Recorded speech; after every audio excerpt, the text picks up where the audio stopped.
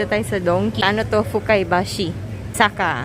Madami sila dito ang paninda na Filipino food. Skyflakes. Kain! May bagoong. Meron silang sabor. May beef cubes din. Ato puti oh. Silver swan. Tapos meron din silang light. Yung pork dinuguan. Tapos meron din ditong balot. May chaki pa. Crispy fry. Mamacita. Caldereta. Kare-kare. Tapos may itlog na maalat. Century tuna na hot and spicy.